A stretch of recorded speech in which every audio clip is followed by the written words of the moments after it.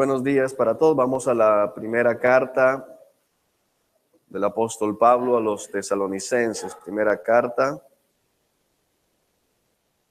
del apóstol Pablo a los tesalonicenses.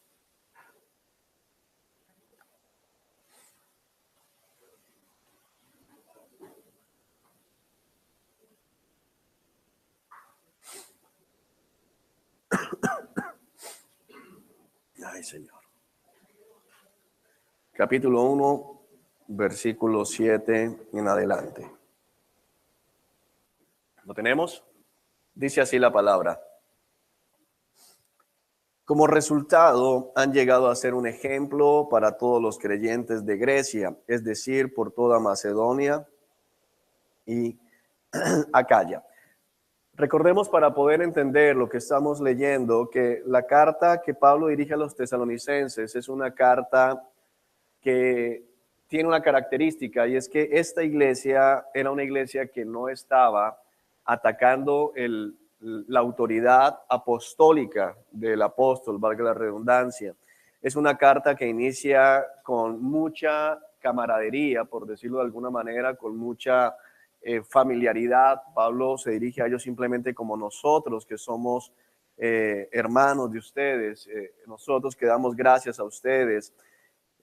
Nosotros, amados hermanos, es decir, el apóstol Pablo ama verdaderamente a esta iglesia.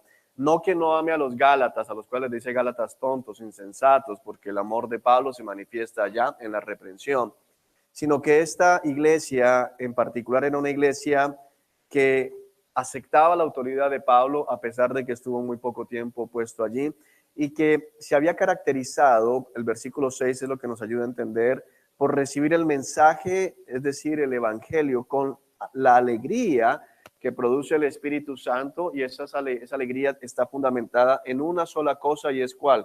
Saber que Cristo murió por ellos. Cristo murió por sus pecados, Cristo los hizo justos delante del Padre, pero también con el otro sello indeleble que viene a todo cristiano, el sufrimiento que trae. El evangelio es la gran noticia, el evangelio es la buena noticia, pero a pesar de ello, el evangelio también produce sufrimiento en la vida del creyente. Ahora, el grado de sufrimiento varía de un creyente a otro. Podemos decir que todos van a tener el mismo nivel de sufrimiento del apóstol Pablo, pero independiente del grado de sufrimiento, todos en alguna medida debemos experimentar sufrimiento por Cristo, porque de esta manera podemos imitar al Señor y lógicamente también participar del cuerpo de Cristo que ha sufrido. Amén. Dice el Señor ahí en el versículo 6, de este modo nos imitaron a nosotros y también al Señor. Es importante entender esto y lo refuerzo, aunque lo hablamos hace 8 días, porque muchas personas en el día de hoy, en el tiempo en que estamos viviendo nosotros hoy, cuando se habla de sufrir por causa de Cristo, cuando se habla del sufrimiento del cristiano, ellos lo que contestan es, bueno, tú no has entendido que eso era para la época de Pablo y que el que sufrió fue Pablo y que el que tenía que sufrir era Pedro o Juan o Santiago o alguno de ellos. Pero recordemos que aquí nos está diciendo que los tesalonicenses imitaron no solo a Pablo, sino al Señor. Es decir, que el que primero sufrió fue el Señor. Y de esa manera, haciendo una construcción a la inversa, podemos ver que el Señor sufre y entonces sus apóstoles lo imitan en el sufrimiento, y los hermanos que servían junto con los apóstoles, en este caso Silas y Timoteo, también sufren, y de esa manera la iglesia, que es cimentada y levantada por la obra del Espíritu Santo a través del ministerio de estos hombres, también debe sufrir. Y si seguimos trayendo esa línea de tiempo, aunque estemos en el año 2016, se espera de nosotros que también padezcamos por causa de Cristo, que estemos dispuestos a sufrir por causa de Cristo. Podemos llegar ¿hasta dónde? Hasta el Señor. Amén. Como resultado. ¿Resultado de qué? Resultado de la alegría que ellos tenían. Es importante ver esto porque sufren, pero al mismo tiempo están alegres. Sufren a pesar del gran sufrimiento. Es importante porque los cristianos no deben ser personas que anden inmersos en la depresión. Ahora, ¿un cristiano puede tener una depresión momentánea? Sí. Un cristiano puede sentirse bajo de ánimo, bajo, como se dice aquí, de nota en algún momento, sí, pero no es el estado en el que debe permanecer el hombre o la mujer que han sido comprados por Dios. Una característica es el gozo que produce el Espíritu Santo. Ese gozo, vamos hace 8 días, no tiene nada que ver con los famosos mantos de risa, de carcajadas santas que muchos están promoviendo en medio de la iglesia en el día de hoy. No tiene que ver con ser payasitos, que a toda hora tenemos una sonrisa dibujada, sino tiene que ver con la gran alegría, el gozo de saber que independiente de lo que vivamos acá, tenemos una esperanza bienaventurada. Tenemos la esperanza de saber que pertenecemos a Cristo Jesús y que un día Él volverá por nosotros. Amén. Ahora, como resultado de esa alegría, en medio del gran sufrimiento, han llegado a ser un ejemplo para todos los creyentes de Grecia. Este es uno de los versículos más tremendos de esta carta, porque nos está hablando de que los tesalonicenses se convirtieron en ejemplo para todos los creyentes de Grecia, es decir, por toda Macedonia y Acaya, por dos regiones importantes. ¿Cómo es posible que esta gente haya sido un ejemplo?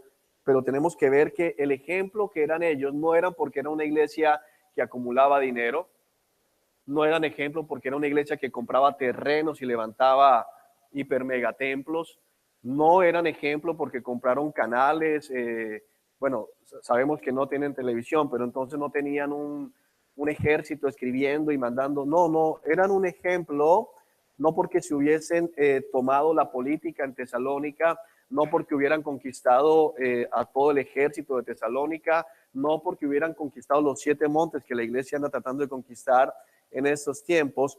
Ellos se convirtieron en un ejemplo para todos los creyentes a causa del sufrimiento y del gozo del Espíritu Santo. Qué diferente el ejemplo de esta época al ejemplo que vivimos hoy.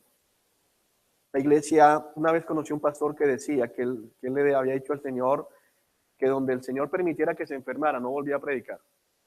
Porque ¿cómo él iba a salir a predicar en un púlpito estando enfermo? Bueno, yo creo que si hago un balance de las veces que yo he predicado, creo que fácilmente el 50%, si no es más, he estado enfermo mientras predico. Pero es todo lo contrario. Es el gozo en medio del sufrimiento. Es el gozo en medio del sufrimiento lo que hace que una iglesia sea diferente. Mira,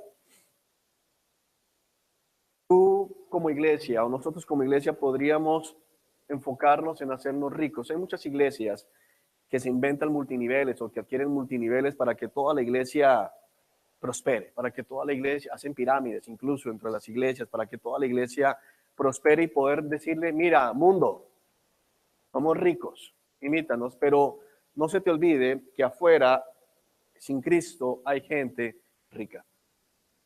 No se te olvide que sin Cristo, afuera, hay gente que sin necesidad de pirámides ha hecho muchísimo dinero. Hay gente muy hábil para hacer dinero.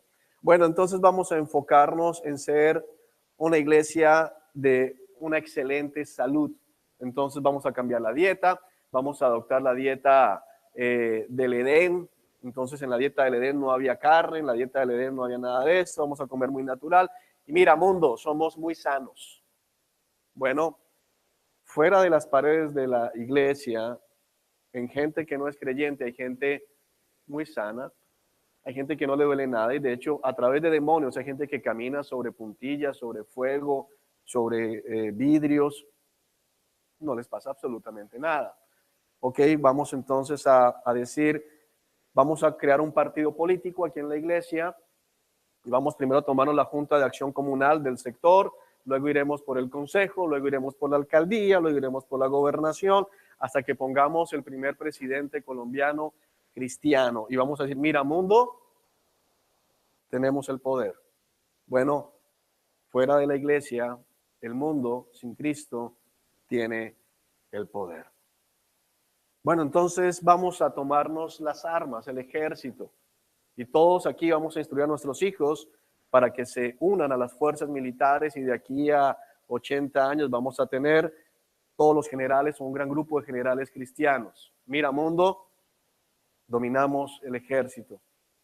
Bueno, afuera hay gente sin Cristo que domina el ejército. Ok, vamos a crear unas escuelas de arte dentro de la iglesia. Vamos a enseñarle a un grupo de niños teatro, a otro grupo de niños música, a otro grupo de niños pintura, escultura, todo esto. Y vamos a impactar, a mostrar que tenemos los mejores actores, los mejores músicos, los mejores pintores, los mejores escultores, en fin. Mira, mundo, tenemos el arte a nuestros pies. Ok, fuera de estas cuatro paredes, hay gente sin Cristo que son excelentes actores, excelentes músicos, excelentes artistas.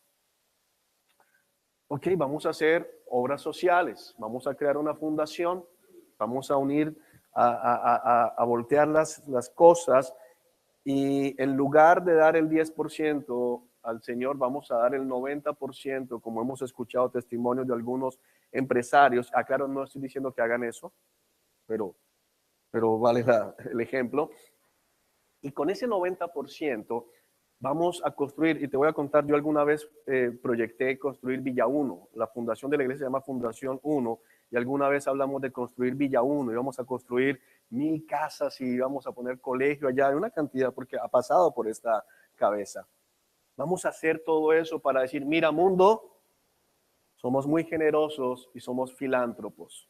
Aquí estamos dando casas gratis, estamos dando educación gratis, estamos dando salud gratis. Bueno, fuera de las paredes de la iglesia hay gente afuera que tiene mucho más poder adquisitivo y que ha construido no 1000, sino millones de casas. Entonces, ¿qué tenemos para mostrar al mundo? Te voy a decir esto. El mundo nunca podrá dar salvación. El mundo nunca podrá darle al hombre gozo en medio de las aflicciones. Le puedes dar casas gratis a la gente, pero sus corazones siguen atribulados. Le puedes dar educación gratis a la gente, sus corazones siguen atribulados. Le puedes dar salud a la gente, sus corazones siguen atribulados. Le puedes dar dinero, le puedes dar el gobierno, todo lo que tú quieras, sus corazones siguen atribulados. No solo se suicidan los pobres. ¿Has visto las noticias? Se suicida gente que uno dice, oye, pero si vive chévere. Hermanos, lo que la iglesia tiene es algo mucho más valioso, es esto: la alegría del Espíritu Santo en medio del gran sufrimiento. Nosotros comemos en una mesa que ellos no ven. Por eso el cristiano en medio de la tribulación sigue alegre. Por eso el cristiano en medio de los problemas tiene gozo, y la gente que no conoce dice, no sé cómo puedes estar tranquilo. No sé cómo puedes estar bien. Cuando nuestros hermanos Luis Carlos y Flor pasaron por su pérdida hace casi ya un mes, igual había dolor, pero decíamos, pero hay una tranquilidad tremenda. ¿Por qué? Porque está el Espíritu Santo. Eso no lo puede dar el mundo. Y es la certeza de lo que está por venir. Pero la iglesia ha dejado esto y ha estado buscando lo demás, compitiendo con el mundo. Y siempre el mundo la va a superar en algo. Siempre el mundo va a hacer algo mejor, porque el mundo no tiene las reglas y limitaciones que tiene la iglesia. Pero en esto, hermanos, es el gran tesoro que nosotros tenemos, el evangelio. El mundo no puede proveer la buena nueva de reconciliación. Amén. Versículo 8. Bueno, una cosa importante para que no se me escape. Nosotros podríamos llegar a pensar, bueno, qué bien por los tesalonicenses, pero cuando la palabra dice, han llegado a ser un ejemplo, significa que la palabra ejemplo aquí significa modelo, es decir, que es como el molde, es decir, que de ahí hacia allá, los creyentes por la provincia de Grecia, por Macedonia, por Acaya, estaban tratando de vivir como ellos. Estaban siguiendo el ejemplo, es decir, venía sufrimiento. ¿A quién miraban? A los tesalonicenses. No es simplemente que quedaron allá para el recuadro de la historia de la iglesia, sino que esta iglesia se convirtió en el molde. Cuando se iba a fundar iglesias y los creyentes iban llevando el mensaje, decían, miren, ¿cómo debe vivir el cristiano? Míralos a ellos. Mira la iglesia de Tesalónica. Ya ni siquiera decían, mira Pablo, sino mira la iglesia de Tesalónica. Mira todo el cuerpo de Cristo. Y eso nos vuelve a llevar a algo importante. Todos en la iglesia somos diferentes. Amén. Todos comemos cosas diferentes. Escuchamos algunas canciones diferentes. Nos gusta de paseo cosas diferentes. Tenemos muchas diferencias en muchas cosas. Oramos de manera diferente. Algunos no pueden orar con el pantalón de la pijama porque sienten que no están bien delante del Señor. Algunos no pueden orar vestidos. Bueno, algunos tienen que levantar las manos, unos no pueden levantar las manos, unos se arrodillan, otros no se arrodillan, en fin. Pero hay cosas en las que tenemos que ser exactamente iguales. Una viña que está podada, como lo hemos estudiado, por el mismo Señor. Y en esto tenemos que ser iguales. Gozo en medio de la tribulación. Gozo en medio de la persecución. Gozo en medio del sufrimiento que nos trae el ser cristianos. Ahora, hay una cosa importante porque el versículo 6 nos habla del gran sufrimiento que trajo ¿qué? El Evangelio. El mensaje del Evangelio les trajo un gran sufrimiento. No está hablando del sufrir por sufrir. Bueno, mira, me cogí una plata de la empresa, me echaron, pero tengo una alegría. No sé por qué estoy tan tranquilo. Una vez hablé con alguien así. Mira, le fui infiel a mi esposa, me dijo que no iba a seguir conmigo, pero tengo una tranquilidad, no sé por qué. Le dije, yo tampoco. Yo tampoco entiendo tu tranquilidad. Me aterra. No, pero luego, Juan, no nos has enseñado que eso es el Espíritu. No, eso no es el Espíritu Santo, mi amado. Ese no es el Espíritu Santo. El Espíritu Santo se manifiesta en la tranquilidad, en la alegría, en la paz, en el gozo, cuando viene el sufrimiento por causa de Cristo. Es muy diferente al sufrimiento por causa de nuestro pecado. Bueno, ¿y qué del sufrimiento que viene solo por el hecho de ser descendiente de Adán? Todos somos hermanos, todos los seres humanos somos hermanos. Amén. Hay un sentido fraterno que tenemos todos porque independientemente del color de nuestra piel, independientemente de que haya unos churcos, unos lacios, unos gorditos, unos flaquitos, ojos claros, oscuros, en fin, todos somos descendientes del mismo padre como tal y la misma madre en ese sentido, Adán y Eva. Pero al ser hijos de ellos, viene a nosotros también una cantidad de problemas y de sufrimientos que son inherentes solo por ser descendientes de Adán. Es decir, vienen enfermedades que no tienen que ver tal vez con tu propio pecado, sino porque es que, mi hermano, estamos malditos, eso es lo que dice la palabra, la muerte viene, la enfermedad vendrá y tenemos que enfrentar la enfermedad. ¿Qué sucede con ese tipo de sufrimiento? Bueno, cuando Cristo viene a ser Señor de tu vida, el gozo del Espíritu Santo te ayuda a llevar eso también de una manera diferente. Lo que queda por fuera, y estoy tratando de ser muy claro en eso, es el sufrimiento que viene por tu propio pecado, con tu más, y especialmente cuando ya conoces al Señor. Porque aún, escúchame esto, aún el sufrimiento que puedes estar viviendo o que puedes llegar a vivir por el pecado que cometiste antes de Cristo y que tú sabes que es consecuencia directa del pecado, el gozo del Espíritu Santo viene a decirte tranquilo y tienes tranquilidad, valga la redundancia. Te voy a poner un ejemplo de mi propia vida. Hace ya prácticamente un año, estaba recordando esos días, me practicaron la primera de 3 cirugías, los que estaban aquí lo recuerdan, en los pulmones para tratar el asma. El médico recurrió a esa cirugía, 3 cirugías realmente, porque ya no lograban controlar la crisis que trae, una crisis constante de 1 año y medio. Algunos decían, bueno, pero Juan, tremendo, no entiendo por qué. Bueno, yo sí sabía por qué, porque yo fui asmático desde los 2 años, asma crónica, aguda, y sin embargo, en la etapa de los 13 a los 21 años, 22 años, tuve periodos en que fumaba 2 cajetillas diarias. Entonces yo sí sabía por qué mis pulmones estaban así. Y cuando llego aquí no puedo decir, bueno, yo creo que es que el asma viene porque yo estoy haciendo las cosas para Cristo. El diablo no quiere que yo predique.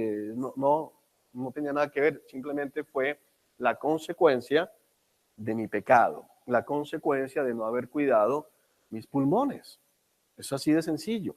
Pero aún en medio de eso y sabiendo que era una consecuencia directa de mi propio pecado, había tranquilidad. ¿Por qué? Porque el Espíritu Santo está ahí. Sí, estás viendo la consecuencia, pero tienes una esperanza. Esa es la gran diferencia, amados. Esa es la gran diferencia que tenemos nosotros con el resto del mundo. Al cristiano se le desaparecen los problemas. No. Pero el Espíritu Santo viene a morar en tu corazón y viene a darte tranquilidad, esperanza en medio de los problemas. Y eso es lo que el mundo no puede ofrecerle absolutamente a nadie. Esa es la gran diferencia nuestra. Amén. ¿Preguntas ahí? Ok. Versículo 8. Y ahora, entonces fíjate que primero conecta diciendo, se convirtió en ejemplo, y ahora la palabra del Señor está siendo anunciada partiendo de ustedes a gente de todas partes, aún más allá de Macedonia y Acaya. Vienen dos tiempos acá. El apóstol Pablo primero dice, se convirtieron, llegaron a ser un ejemplo, es algo pasado como tal, pero ese obrar del Espíritu Santo en medio de la iglesia a través del ejemplo de los tesalonicenses sigue obrando, es lo importante. Mira, el testimonio de nosotros siempre va a estar obrando. El cambio en nuestras vidas siempre va a estar impactando, siempre va a estar moviendo a que el nombre de Cristo sea exaltado y glorificado. Dice, ahora la palabra del Señor está siendo anunciada. Hay una cosa fundamental y es que el testimonio y el cambio de vida de una persona, el cambio de vida de una iglesia, que es lo que podríamos llegar a considerar el avivamiento. El avivamiento en la iglesia, mucha gente piensa que avivamiento es que todos caigan al piso. No, el verdadero avivamiento es si todos nosotros realmente tenemos y comenzamos a vivir nuestra vida todo momento para Cristo, para la gloria de Cristo. Si estamos deseando estar en la presencia de Cristo en todo momento, buscándolo en oración, ahí tenemos un avivamiento. Pero ese avivamiento tiene que traducirse ¿en qué? En la predicación de la palabra. No, yo tengo un tremendo testimonio. ¿Y quién lo conoce? Nadie, pero tengo tremendo testimonio. No, hermano, tienes que ¿qué? Predicar. Otros dicen que predican solamente con el testimonio. No sé si has escuchado eso. Bueno, tú ya le predicaste a tu jefe. No, pero yo le doy testimonio. ¿Cómo le das testimonio? Bueno, yo no robo. Ah, bueno, eso está bien. Bueno, yo no me emborracho. Bueno, eso está bien. Bueno, yo cumplo con todos mis deberes en la empresa. Bueno, eso está bien. Y entonces, no, pues ahí estoy yo. Como que piensan que, y una vez escuché a un pastor diciendo eso se llama predicación por presencia. ¿Cómo así que es predicación por presencia? Y el pastor explicaba que él llegaba a un lugar y él se quedaba ahí.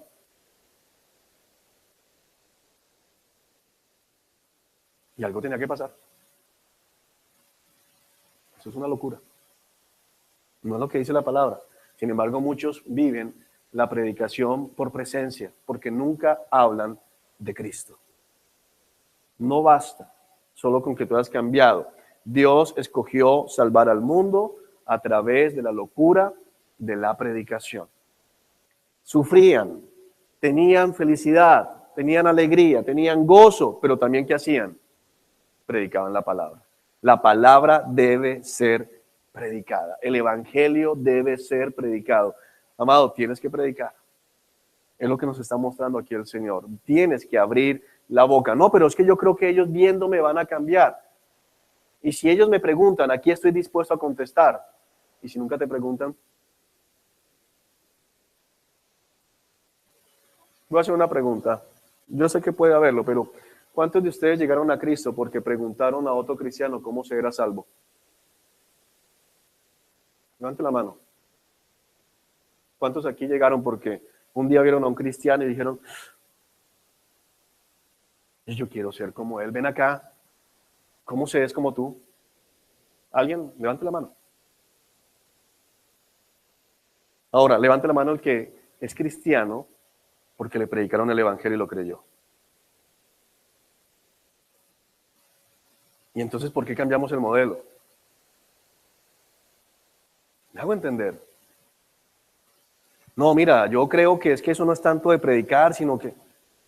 Pero eso no dice la Biblia. ¿Sabes qué es lo que hay detrás de el yo no creo que haya que predicar? Vergüenza por Cristo. Miedo al rechazo. No, pero ¿y qué van a decir? Pues van a decir que eres cristiano. Van a decir que predicas. Eso es lo que van a decir. Tal vez van a decir que te chiflaste, se te soltó un tornillo. Se van a burlar. Sí, hermano, pero es que nadie, yo no he conocido todo el primero que diga, ven acá, dime qué es lo que hay en ti. Yo necesito saber qué es lo que hay en ti. No. Puede que lo haya, sí, el Señor es soberano. Amén. Pero, amados, nosotros estamos aquí porque alguien abrió la boca. ¿O no? Alguien abrió la boca. Alguien se la jugó contigo, como decimos popularmente. Alguien se atrevió a decir, bueno, si me va a ver como loco todo el resto de la vida, que me vea como loco. Si no me va a volver a hablar, que no me vuelva a hablar, pero le voy a predicar.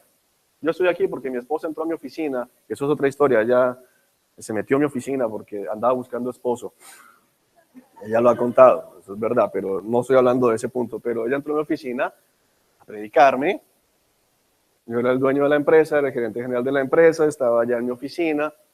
Muy importante, yo me creía metido en mi oficina, hablando con las oficinas de otras ciudades. Cuando entra esta alumna, que la tenía identificada como la aleluya del instituto, fíjate que se metió una loca, ya te llamo. Y se metió la loca. No se anunció con la secretaria porque le hubiera dicho estoy ocupado. Se me metió a la oficina. Y me habló, bueno, me dijo que ella estaba buscando esposo, en fin. Pero aparte de eso, eso es verdad. Eso es verdad. Después un día les cuento el testimonio con calma. Pero lo es también que me habló de Cristo. Me predicó el evangelio. En ese momento dije, loca. Es loca, pero me predicó el evangelio. Y eso quedó ahí, ¿qué? Dando vueltas. Ahí comenzó a correr la semilla. Alguien abrió la boca. Ella se expuso a decir, es que es loca. La evangélica, la aleluya aquí. ¿Qué peligro esta mujer? Bueno, ahora estoy aquí predicando el evangelio. ¿Quién es el loco? Ahora, ¿podría haber simplemente yo, mira, no me vuelvas a hablar de tu Dios? También. Pero se atrevió.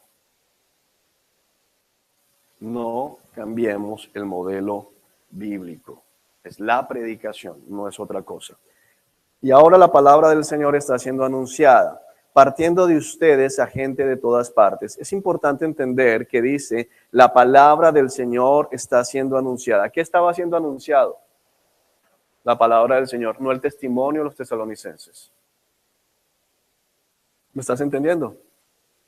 Lo que estaba siendo anunciado, lo que estaba siendo predicado, no era el testimonio de ellos. Y activa un poquito tu energía. Yo estoy bien bajito de fuerza hoy.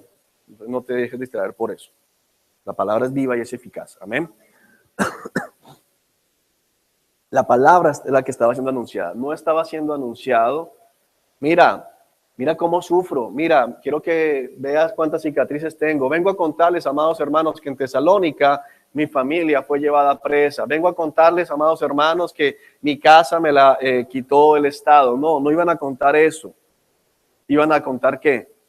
La palabra de Dios. Lo que tenemos que anunciar es eso. Hoy la iglesia anuncia más el testimonio personal de cualquier hermano que el evangelio. Se le dedica más tiempo a los testimonios que al evangelio. Los testimonios no cambian a nadie. Los testimonios no cambian a nadie. Lo que cambia una persona es el evangelio. El testimonio reafirma la obra del Espíritu Santo en un creyente. El testimonio lo único que hace es dar evidencia de que lo que yo estoy predicando es verdad. Pero lo que cambia verdaderamente es el Evangelio. Eso es lo que dice la palabra del Señor. La iglesia hoy se parece mucho a Alcohólicos Anónimos. ¿Tú sabes cómo funcionan Alcohólicos Anónimos? Y ya van 3 semanas desde mi última copa de vino. Uy, hermano, si él puede 3 semanas, yo puedo un día. Y ya van 3 años desde mi último adulterio. Y ya van 3 años desde mi último robo. Y ya van 3 años desde la última vez que vi pornografía. Uy, hermano, si él puede, yo puedo. Yo voy a darle duro. Va un día sin pornografía, van 2 días. Yo no tengo contado cuántos días llevo sin ver pornografía. Lo que tengo contado es que Cristo me cambió y eso desapareció en mi vida. ¿Ya? Y cuando viene por ahí, aparece, eso está mal. No le agrada al Espíritu Santo, ¿ya? Lo que quiero que ellos vean no es que yo tengo fuerza, lo que quiero que ellos vean es que Cristo me cambió. No soy un hombre que ya no toma, soy un hombre nuevo. No soy un hombre que ya no es mujeriego, soy un hombre nuevo. Eso es la diferencia y eso solo es posible por el Espíritu Santo. Y el Espíritu Santo solo puede entrar en la vida de una persona a través de la predicación del Evangelio. ¿Estás viendo la diferencia? Ahora, esa es una de las razones por las cuales en la iglesia hay tanta gente que no es convertida y que lo que tiene es una lucha diaria igual a la de Alcohólicos Anónimos. Solo por hoy no voy a tomar. Siguen siendo alcohólicos. Es un alcohólico ¿cómo? Restringido ahí, un alcohólico en sus fuerzas. Ahora, yo predico porque está escrito en la palabra, huye de todo lo que estimule las pasiones juveniles. Amén. Que no me voy a meter a un bar, no voy a estar en un lugar donde me dicen, mira, ven acá que vamos a hacer una cata de licor. No voy a estar. Pero yo puedo pasar por aquí, por el 82, cerca de nuestra iglesia, aquí a la vuelta. Antes había un estado llamado Estanco Borrachera. Y siempre que uno pasaba había olor a licor, pero ya no era, no, tengo que, no, porque eso ya no está. Eso ya no está. Si está todavía, entonces significa que todavía no hay que nacido de nuevo. Hay una nueva creación. Soy un hombre completamente nuevo. Ese es el gran milagro. No soy un hombre reformado. Soy un hombre nuevo. El creyente es una nueva creación. Antes amaba eso, ahora lo aborrece. Ya no lo quiere. Ya no se la pasa mirando por la ventana frente a mi apartamento. Hay una tienda que todos los fines de semana están tomando. Yo no me la paso ahí. Ay, uno aunque sea.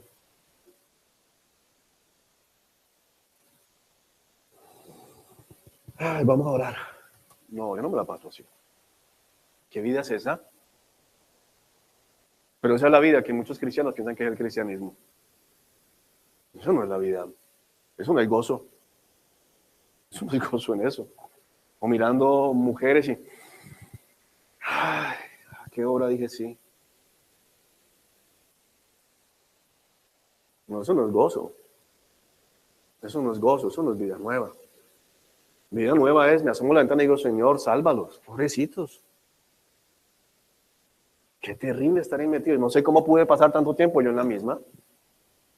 Eso es vida nueva. Eso es vida nueva, Señor, en verdad, no como el fariseo con el publicano, pero gracias porque no estoy allá sentado. Pero no como me llama. Juan, mi esposa tal vez diciéndome, mira, mi amor, se acabó el azúcar, baja a la tienda. No, no puedo, donde baje, no subo. No es eso. No es eso. Entonces te sientas con lo... No, tampoco me siento porque tonto no soy. Pero no es eso.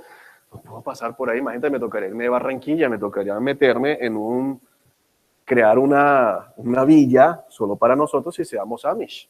Villa 1 y vámonos para allá. No es lo que el Señor hace en la vida del creyente. El creyente es nacido de nuevo. Amén. Y no nace de carne, sino del Espíritu de Dios, de la voluntad de Dios. Amén. Se duerman, lo siento como dormidos. Dice, la palabra está siendo anunciada partiendo de ustedes a gente de todas partes. El partiendo de ustedes significa 2 cosas. La primera, ellos la predicaban, pero también estaban enviando misioneros. La iglesia tesalonicense, aunque era una iglesia muy joven, había entendido que el mundo necesitaba el evangelio y estaban enviando misioneros, estaban enviando hermanos a predicar la palabra de Dios. El partiendo de ustedes significa que la predicaban en Tesalónica, pero que también estaban, ¿qué? Enviando gente. Y nosotros como iglesia tenemos que recordar que tenemos una gran responsabilidad con los perdidos. Ir y predicarles el evangelio. Amén. Aún más allá de Macedonia y Acaya. Es decir que, por un lado dice que habían llegado a ser ejemplo para la gente de Macedonia y Acaya, pero ahora dice, en este momento ya no quedaron limitados a Macedonia y Acaya, que igual era una gran región, sino que más allá, es decir, la palabra estaba llegando mucho más allá. Dice, pues, a donde quiera que vamos, mira lo tremendo que Pablo dice acá, a donde quiera que vamos, encontramos personas que nos hablan de la fe que ustedes tienen en Dios. Es decir, estos hermanos eran testimonios, estos hermanos eran conocidos. Estos hermanos decían, mira, vino un hermano de Tesalónica, qué tremendos hermanos, mira qué iglesia, mira cómo aman a Dios, mira la fe que tienen en Dios. Ahora, la fe que tienen en Dios no tenía que ver con milagros terrenales, sino la fe que tenían en ¿qué? En la esperanza bienaventurada. ¿Cómo sabemos eso? Porque gran parte de la carta a los tesalonicenses, primera y segunda, tiene que ver con el segundo advenimiento de Cristo. Esa es la fe. ¿Qué es lo que debe caracterizarte a ti? La esperanza de que este no es tu lugar. Somos peregrinos. Amén. Solo peregrinos. No hace falta que la mencionemos. Es decir, cuando Pablo dice no hace falta que se la mencionemos, nos deja ver que Pablo sí utilizaba, cuando llegaba a hablar y a predicar en otras iglesias, en otras regiones, lo que Dios estaba haciendo con los creyentes en otras ciudades. Mira, Pablo, estamos sufriendo, como lo dice en otra carta, no se asombren de las tribulaciones que están enfrentando, como si estuvieran viviendo algo nuevo o algo ajeno. Pues eso le pasa ¿a qué? A todos los cristianos. Le pasa a los de Tesalónica, le pasa a los de Colosas, le pasa a los de Éfeso, le pasa a los de la región de Galacia, le pasa a todos los creyentes en Jerusalén también. Pero dice aquí el apóstol, mira, no necesitamos nombrarlos porque ya ustedes están en la boca de ellos. Es tremendo porque hoy la iglesia no habla de la iglesia que sufre. Si uno mira de quién habla la iglesia, ¿quiénes son? El que compró carro nuevo, el pastor que compró mansión, el pastor que por ahí me contaba alguien de la unción, de un pastor diciendo que tenía la unción de multiplicar el dinero y entonces hace un video donde le ponen unos billetes y después hace así y hay más billetes y wow, yo quiero esa unción. Eso es lo que la iglesia está persiguiendo el día de hoy. Basura. Basura, pura basura. Mientras que lo que está hablando aquí el apóstol Pablo es que hablaban entre ellos, decir, mira, ay Señor, mira cómo sufren los tesalonicenses y sin embargo mira qué gozo tienen. Amén. Amén. Pues no dejan de hablar de la maravillosa bienvenida que ustedes nos dieron y de cómo se apartaron de los ídolos para servir al Dios vivo y verdadero. Este es uno de esos versículos que molesta al evangelio moderno. Porque dos cosas vemos aquí. La primera, hablaban de la maravillosa bienvenida que nos dieron. ¿Qué significa la maravillosa bienvenida que nos dieron? Si uno lee rápidamente, podría pensar que los tesalonicenses sabían que Pablo venía y que entonces, ¿qué hicieron? Bienvenido Pablo, globos, serpentinas, camino real, gran cena, llegó Pablo. No está hablando de eso. La maravillosa bienvenida que les dieron significa la gran aceptación que tuvieron al mensaje del evangelio. De eso es que estaban hablando. Estaban hablando era de la receptividad a la predicación de la palabra de Dios. Si quieres comprobar eso, simplemente vete a Hechos 17 para que veas ahí si hubo por algún lado algún festejo de los que hablamos. Porque alguno pensaría que la maravillosa bienvenida fue que estaban todos escondidos detrás de árboles y sorpresa, Pablo, aquí estamos, espera, predícanos. Bueno, no sucedió eso. Nunca sucedió eso. Para que lo tengas claro. La maravillosa bienvenida es la aceptación del evangelio. No lo que cuentan muchos de estos superapóstoles, ¿no? Como se ufanaba aquí la vez pasada uno de esos pastores diciéndome que trajo a Marcos Witt al estadio y que se gastó 25 millones en el camerino de Marcos Witt para que estuviera 1 hora y media allí. Bueno, ellos hablan de esas maravillosas bienvenidas. Mira, me pusieron ahí trufas y no sé qué. No, no es lo que está hablando aquí el Señor. Está hablando de qué? Única y exclusivamente de la aceptación a la predicación del Evangelio. Ahora, una verdadera conversión, un verdadero recibimiento de Cristo, como dice en Juan capítulo 1, más a cuantos le recibieron, a los que creyeron en él, les dio el derecho de llegar a ser hijos de Dios. Estos no nacen de la carne, de la iniciativa humana, sino que provienen o proceden del Espíritu. Amén. La palabra clave allá es a los que le recibieron. Creo que ya una vez hicimos un mensaje, predicamos aquí sobre ese texto, pero recibir a Cristo no es simplemente decir, Señor, te acepto como Señor. No, eso no es. Recibir, el verbo recibir significa agarrar en el griego, tomar y de hecho de una forma violenta. Es decir, abrazo y tomo a Cristo para mi vida de una forma violenta con todo lo que Cristo es. Es decir, recibir a Cristo significa Cristo ven y toma control de mi vida. No simplemente yo acepté al Señor en mi corazón, sino que mira lo que dice, la maravillosa bienvenida que ustedes nos dieron y de cómo se apartaron de los ídolos para servir al Dios vivo y verdadero. Pablo habla de la aceptación. Pablo predica el mensaje del Evangelio. Pablo predica a Cristo Jesús crucificado y levantado entre los muertos por el poder de Dios. Pablo predica la aceptación del mensaje y el recibimiento de Cristo como condición para poder acceder a la vida eterna. Pero quien verdaderamente ha recibido a Cristo cambia. Mira que aquí va muy claro. Es y, que es conjunción. Eso es gramática y matemática. No es la maravillosa bienvenida que nos dieron. Todo el mundo se paró como la moda en la iglesia cristiana es, bueno, se convirtieron 5,000. ¿Por qué? Porque 5,000 alzaron la mano. Se convirtieron 100 porque 100 alzaron la mano. Se convirtieron 50 porque 50 pasaron al frente, o como lo he llegado también a ver, bueno, ¿quién quiere recibir a Cristo? Yo, ya alguien al lado le levantó la mano. Bueno, tienes que repetir esta oración con fe. Y si alguien dice, no, mira, a mí me da pena orar, yo no sé orar. Bueno, repite ahí mentalmente, yo te voy a decir qué decir y tú lo repites. No, me da pena. Bueno, como te da pena, ahí en tu puesto, yo voy a orar y si tú estás de acuerdo con lo que yo digo, tú haces la cabeza así y listo. Si haces la cabeza hacia todo, eres salvo. Bienvenido al reino de los cielos y va y reporta que se convirtieron 50, se convirtieron 100. Yo lo hacía. Y decía una frase funesta. Bienvenidos al reino de los cielos. Hoy hay fiesta en el cielo. Iglesia, aplauda. ¿Cuántos volvieron el siguiente domingo? Ninguno.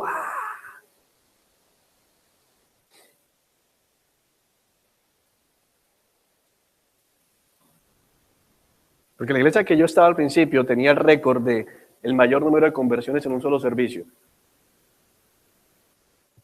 ¿Cuántos volvieron al siguiente? Ninguno. Pero según nosotros todos se habían convertido. Ninguno se convirtió. ¿Por qué? Porque dice que no solamente es la alegría del evangelio, sino el qué, el apartarse de los ídolos para servir al Dios vivo y verdadero. Ahora, seamos claros en algo. La primera parte, cuando dice apartarse de los ídolos, está hablando literalmente de los falsos dioses que había en Tesalónica. No volvieron a esos templos. Derribaron todos los altares que tenían en casa, todo esto. Pero también tenemos que comprender que la palabra nos habla de los ídolos del corazón, esos ídolos que no tienen forma material, sino que son inmateriales. El amor al dinero, el amor al cuerpo, el amor a la familia, bueno, tantas cosas que pueden haber allí. La característica del verdadero creyente y de lo que hablaban era de que, sí, aceptaron el evangelio, creyeron el mensaje del evangelio. ¿Cómo sabemos que lo creyeron? Porque se apartaron de los ídolos para servir al Dios vivo. ¿Por qué? Porque viene una tercera parte. No solamente es apartarse de los ídolos. Bueno, mira, él es creyente. ¿Por qué es creyente? Porque ya no toma. ¿Por qué es creyente? Porque ya no es adúltero. ¿Por qué es creyente? Porque ya no dice vulgaridades. Bueno, y le sirve a Dios. No, no se congrega, pero él es creyente. Él lee la Biblia. No, él no lee la Biblia, pero él es creyente. Hermano, es que usted tiene que ver el testimonio. Como una vez que me invitaron a la casa de un familiar de mi esposa. Él es maestro de una de esas mega iglesias de la ciudad. Y me dijo, Juanchito, te tengo el testimonio, tremendo testimonio. A ver, ajá, tío, suéltalo. Un hombre, empresario, que allá casi siempre llegan empresarios, no sé por qué, empresario, quebró. Y enseguida comenzamos a predicarle que Dios podía volver a traer la prosperidad a su casa. Y comenzamos a predicarle y le dijimos, póngase firme con el Señor a ofrendar, póngase firme con el Señor a esto y va a ver. Mi hermano, él tenía como 6 buses, ahora tiene 30 buses. Tremendo yo. Ajá. ¿Y qué más? Bueno, no ha pasado nada más. Sigue siendo vulgar, no sé qué, pero tremendo testimonio. ¿Qué testimonio de allí? ¿Qué hay ahí? Una vergüenza. Pero era el demostrar. ¿Por qué? Porque están pendientes de lo que no es importante. ¿Cuál es el testimonio de una persona? Primero, se aleja del pecado, pero segundo, le sirve a Dios. Tiene que haber eso. Si alguien dice, no, mira, yo ya no hago el pecado, no cometo el pecado que cometía antes, hermano, bien, pero si no le sirves a Dios, estás mal. Y el servicio a Dios, no lo malinterprete, no estoy hablando de ser ujier, no estoy hablando de la alabanza, no estoy hablando de ser el predicador, estoy hablando de que tu vida está en servicio constante y permanente a Dios. No, ya no peco, pero no oro. ¿Y tú crees que eso es un creyente? No peco, pero no leo la palabra, no me congrego, no me interesa nada. ¿Y tú crees que eso es un creyente? No. Dice que se apartaron de los ídolos para servir al Dios vivo y verdadero. Dios no te llamó solamente para que, como lo hablamos en un servicio, te portes bien, sino para que le sirvas a Él. Amén. Tienes que servirle a Él. Versículo 10. También comentan cómo ustedes esperan con ansias la venida desde el cielo. Fíjate que aquí tenemos otro elemento importante. Es fundamental. Pocas veces en la iglesia cristiana contemporánea se predica acerca del advenimiento de Cristo, de la parusia, el nuevo regreso de Cristo. Maranata, nuestra esperanza. El secreto maravilloso es que Cristo viene. Eso es lo que significa Maranata. Cristo viene. La iglesia primitiva se saludaba y se despedía así, Maranata. Una iglesia perseguida, una iglesia que podía saludar al hermano hoy y de pronto decir, y el hermano Jorge se lo comieron los leones. Uno, Maranata. Hermanos, era así. Era así. Había función del circo y no habían suficientes víctimas. ¿Qué hacía el Imperio Romano? Vamos a las casas de los cristianos. ¿Dónde están? Y no era juicio ni nada, sino es cristiano. Cristo es el Señor o César es el Señor. Cristo es el Señor. Listo, uno más. Necesitamos más para los leones. Entonces, ¿cómo se despedían? Maranata. O sea, si te cogen para los leones, mi hermano, fresco, porque Cristo viene. Hoy a la iglesia le han robado la esperanza importante. En aras de mantener la iglesia llena, en aras de llenar los bolsillos de los predicadores, no se le está enseñando a la iglesia a tener la esperanza en lo más importante. Cristo viene. ¿Por qué estamos acá? Porque Cristo viene, hermanos. Cristo viene. ¿Por qué tenemos alegría? Estos hombres, ¿por qué tienen alegría? Porque Cristo vendría por ellos nuevamente. Cristo viene, no importa nada más. Porque Cristo viene y cuando Cristo venga seremos glorificados junto con Él. Esa es la esperanza nuestra. Cristo viene. Estos hermanos no solamente estaban porque, mira, es muy triste. Préstame atención. Es muy triste saber de hermanos que no tienen muy claro el regreso de Cristo. Y cuando digo no tienen muy claro, no estoy hablando de escatología. No estoy hablando de tener claridad en la identidad de los testigos. No estoy hablando de tener identidad en las semanas de Daniel, porque algunos sesiones seminarios tal vez todavía no lo... Yo sé que sí, pero no sé. No estoy hablando de eso, estoy hablando de la claridad de que Cristo viene. De anunciar que Cristo volverá. Y no solamente eso, sino de esperan con qué? Con ansias.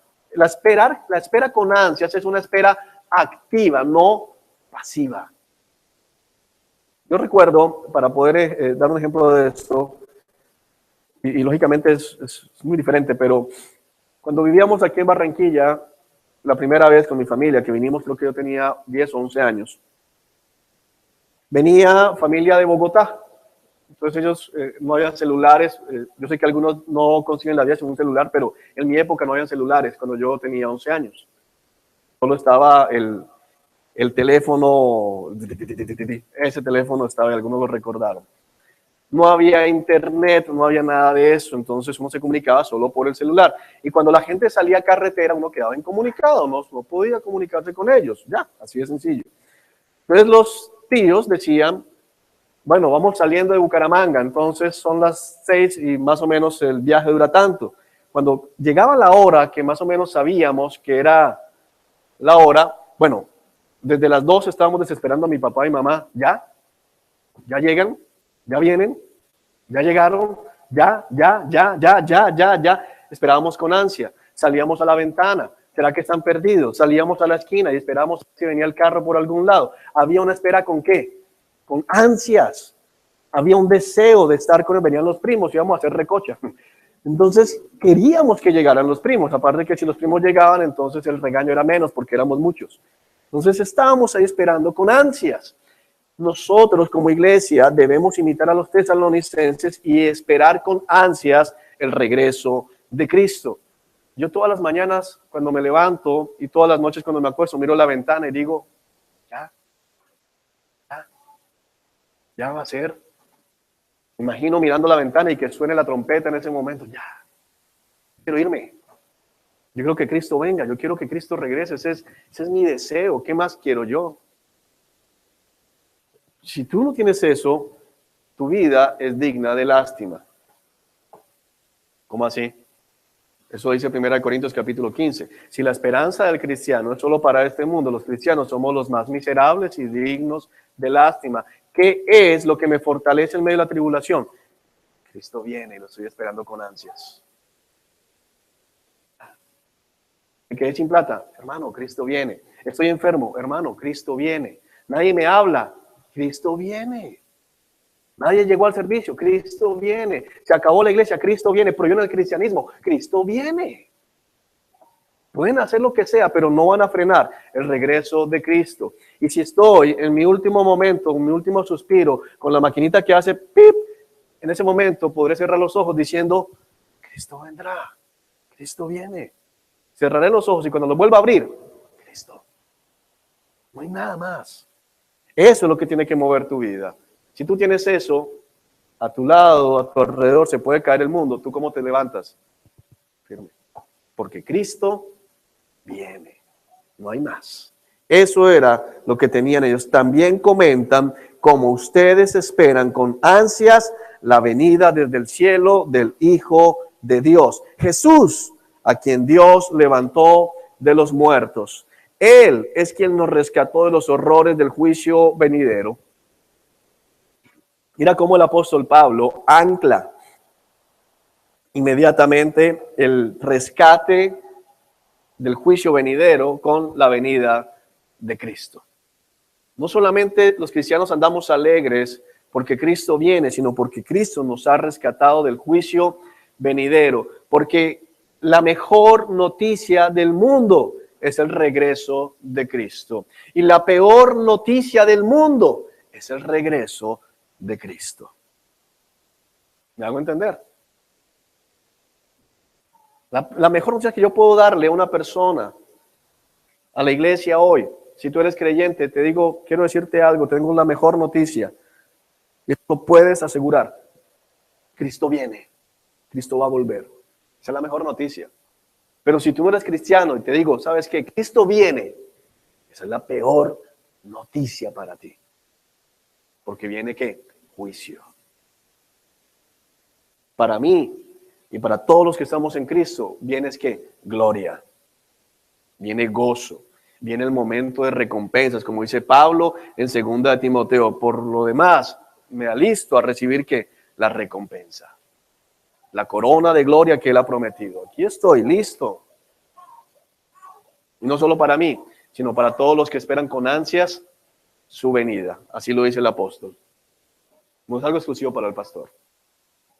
Pero para quien no está en Cristo, para quien simplemente dice, bueno, yo una vez pasé al frente, yo una vez hice la oración de fe, como lo he contado aquí, que hay un video que a mí me estremece mucho de Ray Comfort, que es un gran evangelista en los Estados Unidos, Ministerio Living Waters, Aguas Vivientes. Y él está predicando en la calle y se encuentra con un hombre como unos 65, 70 años, con el cabello blanco como la lana, hasta la cintura, en ombliguera, minifalda, tacones, labial, con su voz todavía gruesa y carterita aquí. Y le pregunta este hombre, Rey, al hombre, ¿tú crees en el cielo, en el infierno? Claro, yo creo en el cielo y en el infierno. Y si tú mueres el día de hoy, ¿para dónde te vas a ir? Para el cielo.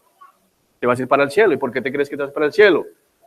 Porque yo creo en Jesús. ¿Tú crees en Jesús? Sí, yo creo en Jesús. Y yo una vez, cuando tenía como 14 años, en un campamento, pasé al frente y recibí a Cristo como Señor de mi vida, como Salvador. Lo tengo en mi corazón. ¿Soy salvo? Bueno, no. La verdad es que no. La verdad es que si Cristo viene y ese hombre no se ha arrepentido, se va a encontrar con un Cristo que lo que va a hacer es arrojarlo al infierno. Pero para nosotros, queridos hermanos, Cristo viene y eso es lo que nos debe llenar de alegría. Amén.